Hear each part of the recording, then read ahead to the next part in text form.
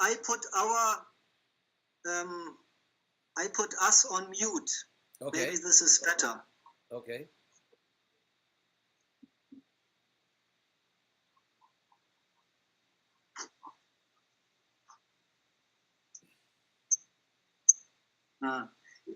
Doesn't work. Oh, that's all right. It's not bad. As long as no one there is shouting or screaming. So, thank you all for coming. Today is Janmastami, and so I will begin by explaining something about Janmastami. Janma in Sanskrit means birth. Janma, and of course it's related to English words like generate and so on, to take birth. And Ashtami in Sanskrit means the eighth. I think we have a little problem there with the noise. Sounds like an electronic dog.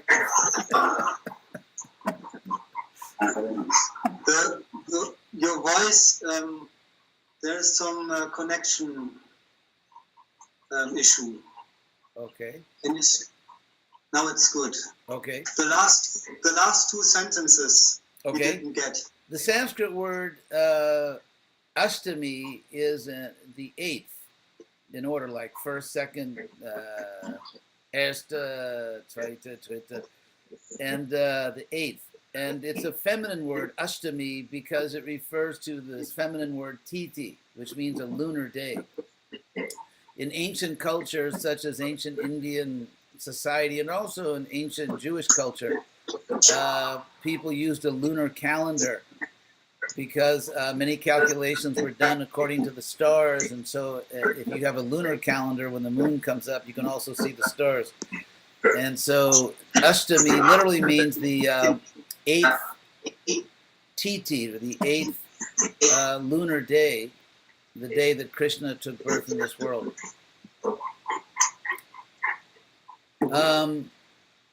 Krishna technically is an Avatara. The word Avatara, Tara in Sanskrit means crossing, and Ava means downward. So Avatara literally means one who crosses downward. The idea here, of course, is that there is a spiritual plane or spiritual dimension, and of course there's the material world where everyone is happy and we have wonderful political leaders.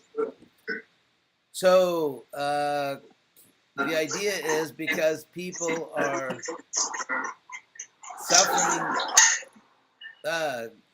Gesundheit, because people are suffering in this world, therefore Krishna himself or his representatives actually cross down from the spiritual realm into this material world in order to help us. So that is the Avatara, one who crosses down from the spiritual world to the material world to help us. And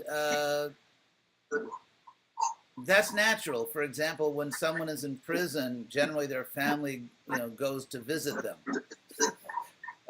Friends and family go to visit a person who's in jail and try to encourage the person, maybe you can study while you're in jail, and when you get out, you'll have a better life, and so on. So this material world is a kind of prison in the sense that we are existing within material bodies, and these bodies are temporary, and we are limited in many ways in this world. So, so it's not an unfair comparison to say that this world is in many ways like a prison. There are nice prisons, relatively speaking. There are prisons that in America are called like country club prisons, where the so-called prisoners have more facility. They have parks, they can walk around and so on. So for people in a very elevated or very fortunate state, it's like a country club prison. And for people who are not as fortunate, it's just an ordinary prison. But so naturally, the family comes to visit the prisoner, right? I mean, that's natural. And so actually, the whole universe is one family because we all come from Krishna.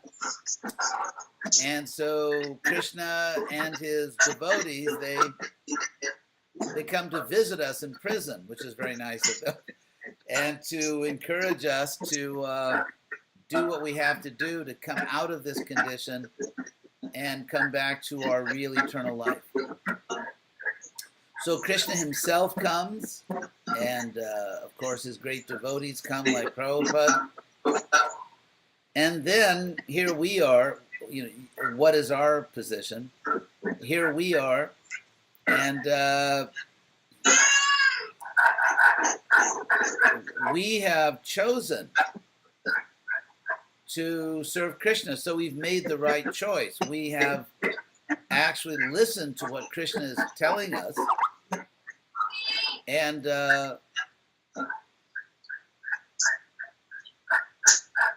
oh, whoops.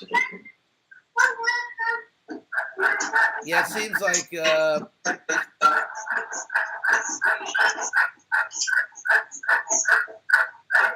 is there any way to mute your end, because I'm getting a message there is a lot of background noise somehow. Oh, that's good. Yeah, that did it. Okay. Very good. So sorry for those who are on Ustream and you've been suffering through all this noise. It should be better now. So, so Krishna's very nice. I mean, he's a nice guy. He comes to visit he visits the kids in prison. So, and so those of us who take Krishna seriously and actually pay attention to what Krishna is saying, we are on the path to come out of this unhappy situation. Plato talks about this in the Republic, that we are trapped in a cave in which we are only seeing reflections of reality, which is very much the case. We are seeing mere reflections of reality.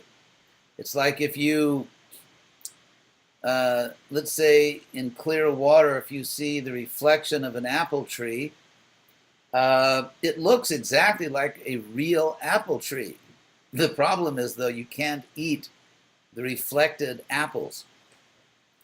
So if all you have for lunch is the reflection of food, you're going to be very hungry after your so-called lunch. And so this material world is a mere reflection of the spiritual world. So you can't eat the reflected apples, but at the same time, if you look even at the reflection of an apple tree, you know what a real apple tree looks like. And so in that way, even though we can't ultimately be happy materially, we can be happy. It is possible. Das ist möglich. It is possible to be happy in this world, but if we have a spiritual life. But without spiritual life, if we're simply trying to enjoy the reflection, then we're not really going to be happy here. But if we consider that this world is a reflection of the spiritual world, then we know a lot about the spiritual world. Plato talks about this. And also, if you know Western intellectual history, what is called Neoplatonism in the later Greco-Roman period. Anyway, the idea is that just as in this world, on the spiritual plane, there are relationships, there is love, there is friendship, there is beauty, there's music, there's happiness. It's real life. It's simply that it's eternal. It's real life. Es ist ewig, but it's eternal. And so, so Krishna comes. Imagine from Krishna's point of view, he comes down to this world, and there's a bunch of people standing next to the water, looking at the reflection of an apple tree and trying to pick the apples off the reflection. And Krishna is thinking, "Oh my God, these people are they're not getting it." And so Krishna tries to explain to us that we are not this body, and that we are all eternal souls, and we have a real life. We have a real life as souls. It's very simple. I mean, there's no reason why the truth should be complicated. The truth is very simple. We simply have to accept it. So those who listen to Krishna, as they say in English, there's a saying in English: if everything else fails, read the instructions. And so we try to be happy in so many ways, and when everything fails, then we can simply read the instructions. And the instructions are given in Bhagavad Gita. So those who have taken Krishna seriously, those who have actually heard what Krishna is saying, they also become spiritual teachers. They become representatives of Krishna. And they help other people to learn. That's natural. In every field of life, whether it's music or sports or acting or business or anything, academic life, people who are good at something, people who know something, teach other people.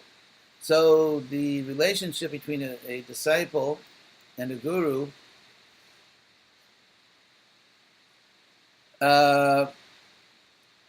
is actually pretty simple. It's just someone that knows something explaining to someone else, and then they learn it. It's like everything else in life. So so Krishna asked us to do that. Krishna asks us to do the obvious, that when you're in this world, try to learn spiritual knowledge by hearing from people who actually know it. And then we begin the process of bhakti yoga. So we should all, I think that today, Janmastami, we should all be grateful to Krishna, and we should be grateful to people who represent Krishna. As we know, in this world, most people are not geniuses. And even people who are supposed to be very intelligent often are just very materialistic and don't really... I mean, if you read the news, there are people who are famous actors, actresses, writers, or musicians, or politicians. And most of them are simply not really interested in spiritual life. They don't ask the big questions, and therefore they never get the big answers. If you don't ask the right questions, you can never really get the right answers. And so the obvious point is our own mortality. The fact that we are in material bodies, and these bodies get old and die. If they live that long, they don't die earlier. This is not pessimism, it's just realism. It's just opening your eyes and seeing what the world really is. And so an intelligent person, a thoughtful person, would naturally say, is there a way to fix this? Can I somehow fix this? Can I somehow live forever? And can I be perfectly happy? As we know, relationships in this world tend to be a little disappointing. They're not absolutely satisfying usually. And so, are there perfect relationships? Can people fall in love and always be perfectly in love? Can we be perfectly happy? Can we always be happy? Can we understand everything? And so a thoughtful person asks these questions. Unfortunately, there are not very many thoughtful people in the world now. And I think one of the problems is that the world moves so fast now with technology and what do they call it? Facebook or message. I mean, if you send someone a message and they don't answer in 10 minutes, it's like, are you still alive? Do you hate me? You know, people, so everything moves so quickly. Life moves so quickly that the world is literally hydroplaning. It's like a boat on water that goes so fast that it actually hydroplanes. It's above the water. And so life is moving so fast that we are on the surface of life. Most of the world is always on the surface. And the truth is actually often beneath the surface. The surface of reality is merely the surface. And beneath that, we can discover our real identity, what God is, what the purpose of life is. But people at the present time are more or less trapped on the surface of reality. For one reason, because life is moving so quickly. So today also we have an initiation of Olaf, Herr Olaf, and who has been particularly inspired by a wonderful devotee, Shivatma. And in Germany, for those who are, because people are watching from other countries, so we are actually being hosted today in this program by a very nice Krishna West community near Hanover, Germany. And so Paranshayas and Shivatma are leading that program. And Olaf, who has known Krishna for a very long time, is formally accepting initiation. And he's particularly inspired by Shivatma, which is very good. Shivatma is certainly a saintly Vaishnava. So, so it's an auspicious day because Krishna came to this world to save us, and so to formally, officially make a decision that I will surrender to Krishna, I will serve Krishna, and to recognize that I am an eternal part of Krishna. That's really who I am, far beyond any temporary bodily identity. This is a very beautiful day to do that because today is the day that Krishna actually arrived. Krishna actually came to this world to invite all of us to an eternal party that's going on in the spiritual world. Everyone is very happy there, and Krishna is inviting us. And so to accept Krishna's invitation on this day is very auspicious. So, that's a short message. Are there any questions on these points? If any of you have any questions?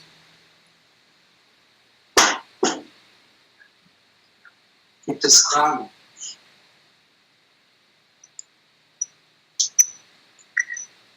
Zum Thema Einweihung. Understood everything. Eine Frage. Understood everything, and I've been reading specifically about initiation since months.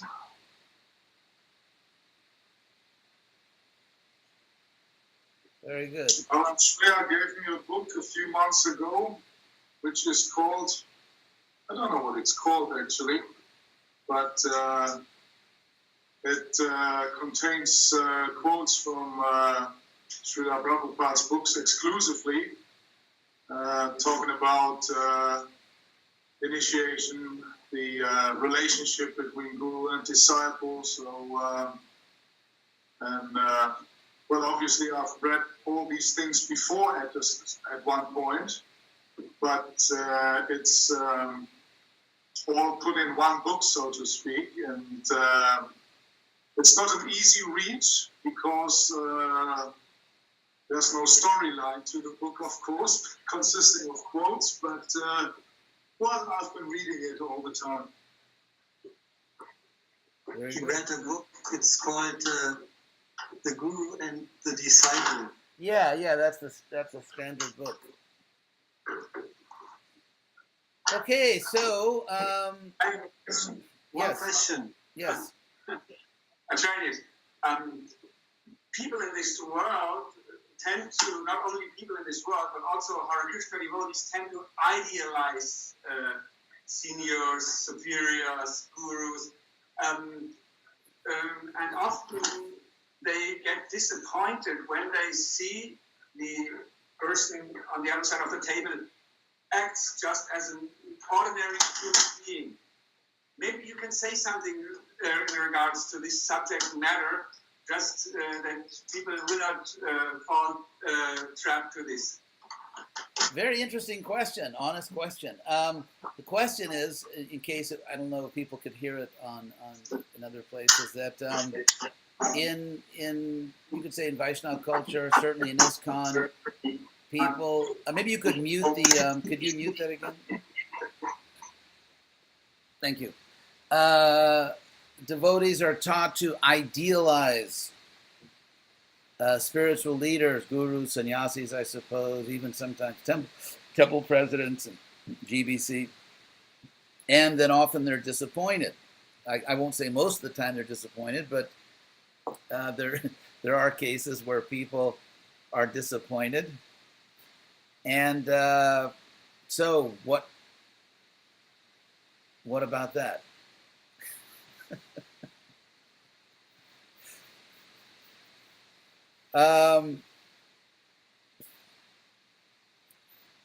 That's an interesting question because, on the one hand, Vaishnav culture is a generous culture in which we try to see the best in everyone, and we try to see everyone as spirit soul, as part of Krishna, and there's that kindness and generosity to see every devotee as somehow a special person, especially in the case of someone, let's say, who's a leader.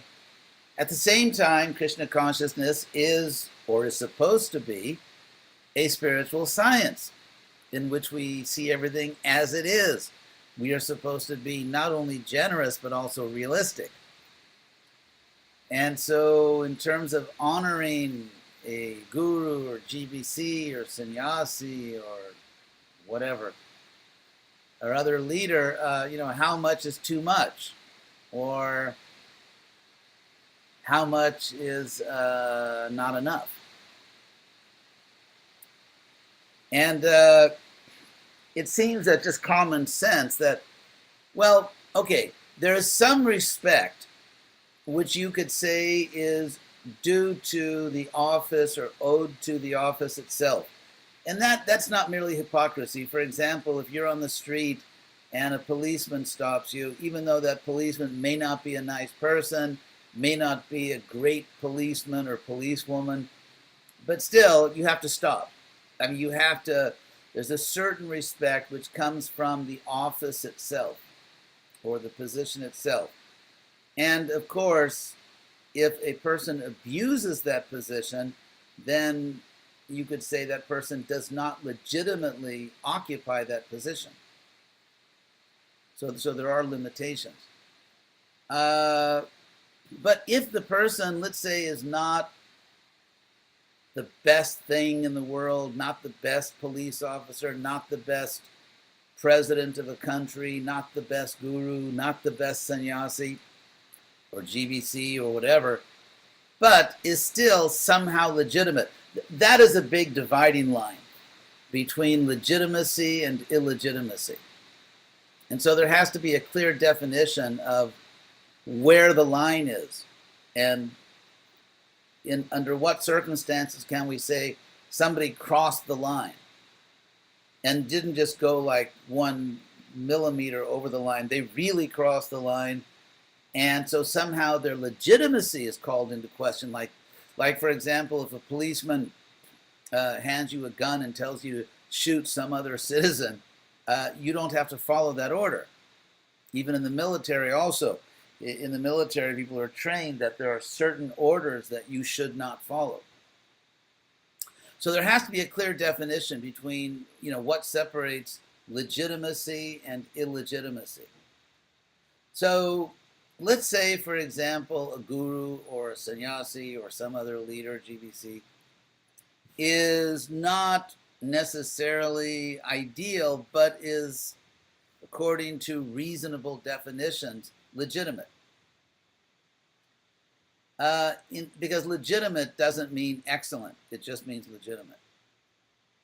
So in that case, there is a certain respect which we have to give to the office or to the position, but it doesn't mean we have to surrender ourselves or we have to necessarily put all our faith in that person. It's kind of like a rational respect where you understand the limitations of the other person and you don't put yourself in danger. You don't put yourself at risk in any way. And you don't put yourself in danger of some kind of disappointment because you see, well, I know who this person really is. I know what their limitations are. A certain respect is due to them because of their position, because this person is legitimate, if not, perhaps not excellent, perhaps not really everything I want, but legitimate. So in those cases, or someone may be a little better than that. Ultimately, let's say that you've offered the basic respect, which is just etiquette. It's just etiquette. It's part of being a civilized human being. Apart from that, how much faith you put in a person ultimately has to be based on your perception of that person's degree of qualification, that person's spiritual or material ability. For example, you may love a devotee who has many good spiritual qualities, but that devotee may always give bad advice on financial matters. And there are people like that. To be honest, there are devotees who are nice devotees, but they will almost always give bad advice on financial matters. Or they may give bad advice on about marriages, how to behave in a marriage, or how to raise children. They may say this person may not have very much information on human affairs. Or someone may be expert in human affairs, but not very good spiritually. And so, in other words, to be a devotee doesn't mean to be blind. It means you have to open your eyes, you have to be intelligent, you have to know what's going on, and you have to respond appropriately.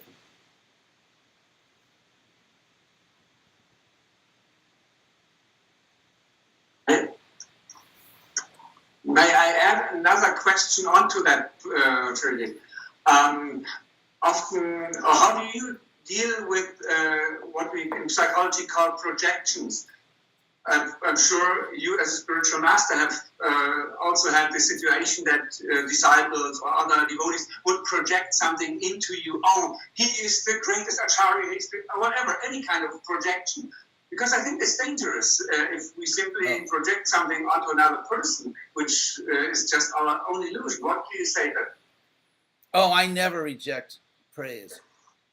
Okay, I'll repeat the question for everyone. What he asked? What do I do personally? What do I do personally if a devotee use the word psychological term projection, or you could say mythologizing?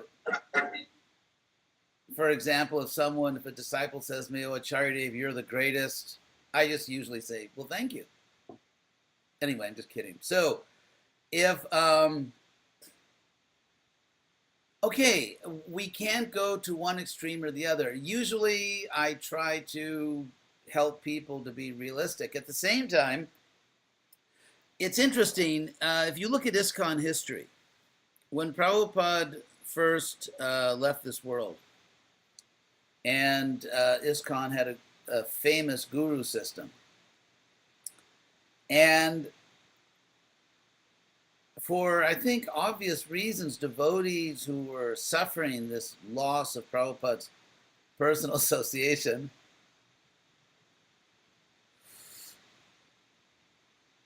naturally they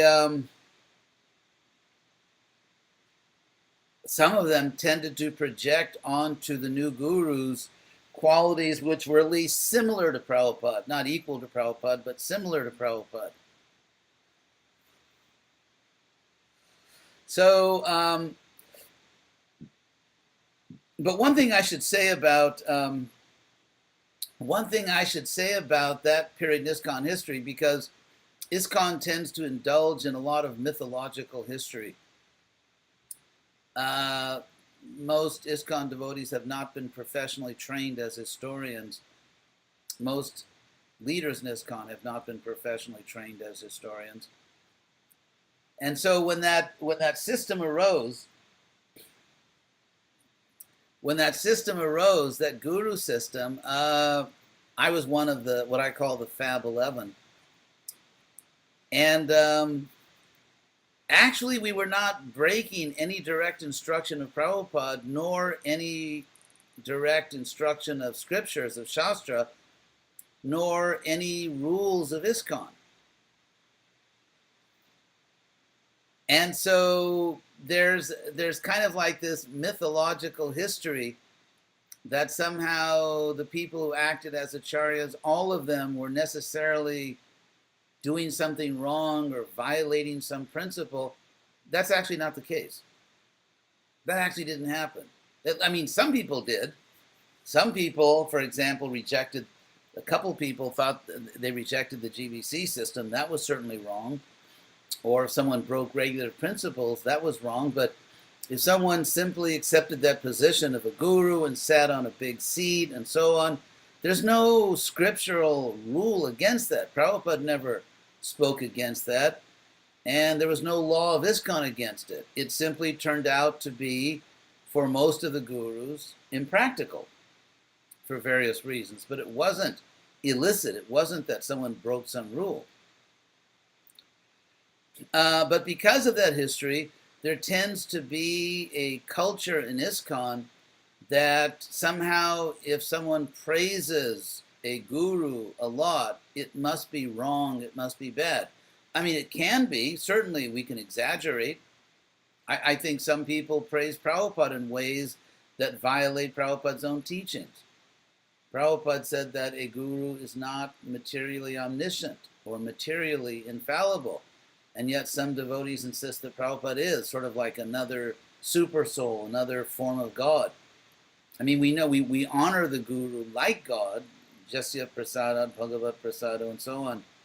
But at the same time, Prabhupada made it clear that a soul, even a pure devotee, is not God. And so even in the case of Prabhupada, it is possible to praise him, to glorify him in a way that goes against his own teachings. And certainly in the case of a guru. So in my own case, the way I deal with my disciples, first of all, I reject any type of sectarianism. Like if a disciple says to me that you're the only pure devotee, then I realize that person has some kind of mental problem. Because actually in ISKCON, there are many outstanding devotees, and so I personally don't allow any type of sectarianism or the idea that I'm the only one and so on. I just don't tolerate that.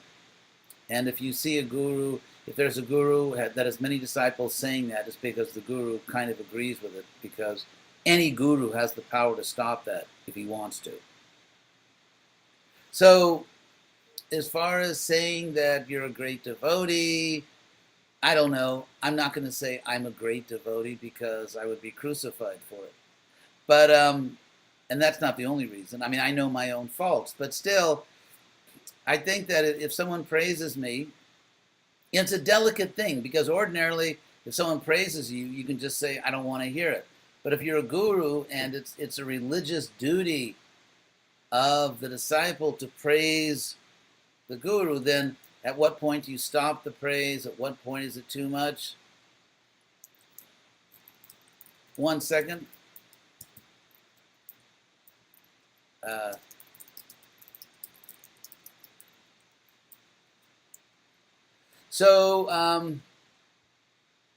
I guess I use my own judgment.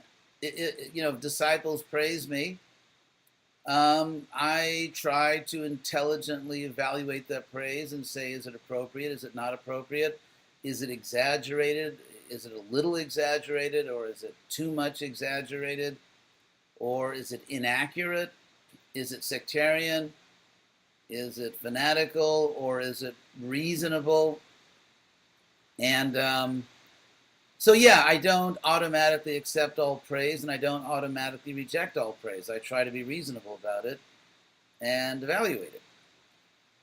I do think, to be perfectly honest, I do think that somehow Krishna is engaging me in activities which are of great historical importance, despite my disqualifications. And I know that from my lifelong study of the history of religions. I think it's simply an objective fact that Krishna is, not only me, Krishna is engaging all of us. I mean, Parang Shreya, Shivatma, I mean, all of you.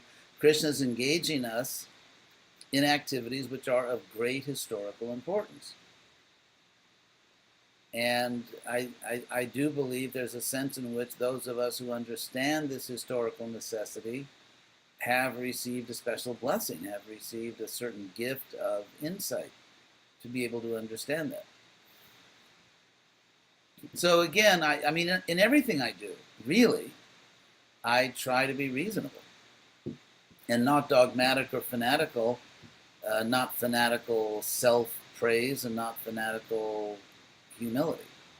Well, no one would ever accuse me of being too humble.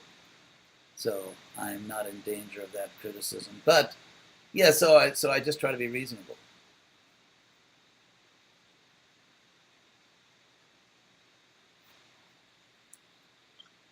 Thank you.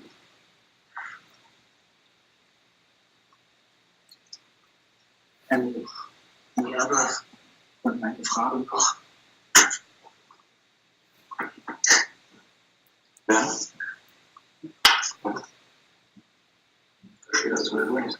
Ich übersetzen. Wenn du eine wichtige Frage hast, kann ich sie übersetzen. Ich weiß gar nicht, worum es eigentlich geht. So, okay, kann ich ja später.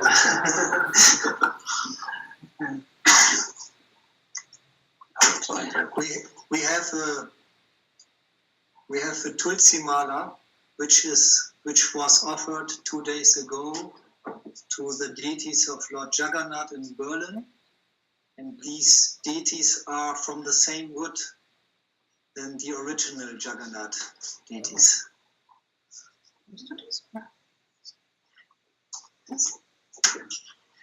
Just some information.